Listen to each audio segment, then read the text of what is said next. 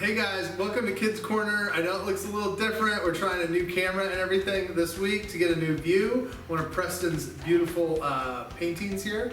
But we're really glad you're with us to talk about this week's sermon. And what did we talk about this week at church, Abs? We talked about why does Christianity have so many rules?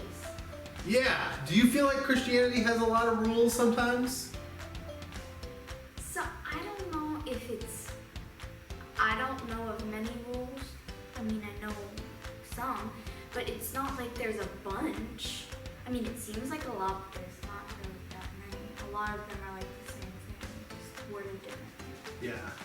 We may be talking to the wrong kid though, because you're kind of a rule follower, aren't you?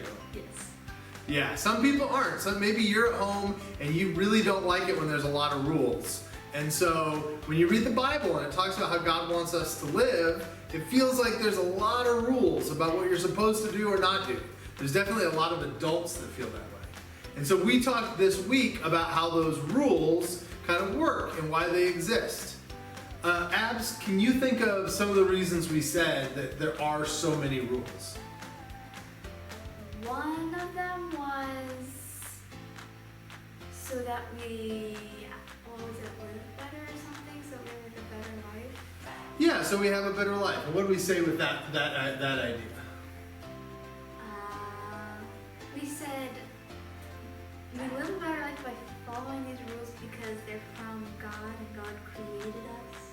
Yeah, God made us. And just like maybe if you talk to the person who made a car, they would know how that car runs really well. God made you. And so He knows what you need better than even you know what you need. And so that's part of the reason that we have all these rules that we have, is so that we can live a happy life.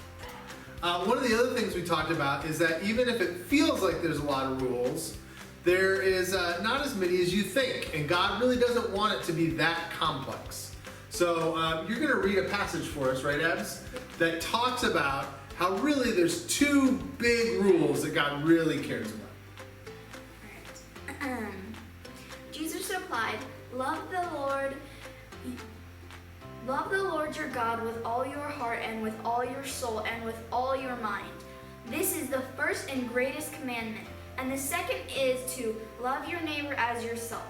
All the law and the prophets hang on these two commandments. All right, so Jesus says very simply, what are the two big rules of what we should do with our lives? Love God and love your neighbors like yourself. Yeah, and so that's the way it is. If you love God and you treat other people well, that's really going to do it most of the time. That's going to take care of most of the problems that you have, right? And so that's really how simple the rules are. All right, as always, we're going to have a few questions for you guys to talk about with your family. And Abs, you kind of came up with the first one. What question would you have? So ask the adults in your house, why do you have the rules you have? Yeah, think about the rules that are in your house, that are your house rules, that your parents, your grandparents, or whoever have, so to try to make sure that you do certain things, and talk about why they exist. Even though you don't like some of the rules, my guess is some of them are very helpful. Secondly, another question that you might ask is, when is a time where you've gotten in trouble or you've gotten hurt because you didn't follow the rules? I know in our house all the time a kid will come in and they're really upset because they fell because they were climbing somewhere they weren't supposed to climb, or they tripped. Yeah, bouncing on the bed, right? Even though the monkeys told us no more jumping on the bed, we still have people that do it and they still fall off and bump their head, right? It's amazing. So that is another good question to talk about. When's a time when not following the rules has hurt you? And then finally, we want to encourage you to do this activity. Find a game that you like to play. It could be a board game, it could be tag, it could be hide and go seek, it could be a sport. Just do some game that your family likes to play together. But try to play it breaking all of the rules. Just ignore Abigail's hurting already just thinking of this idea. Break all the rules of the game and find out, is it more or less fun if you don't follow the rules?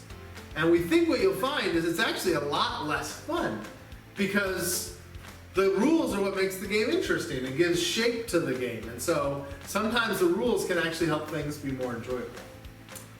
I think that does it for now. I hope you guys have a great week.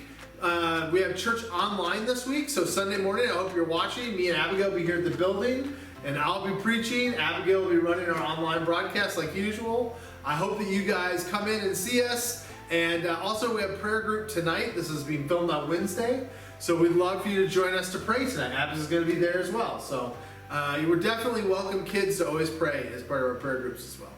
All right, you guys have a great week, and we will see you later. All right, bye.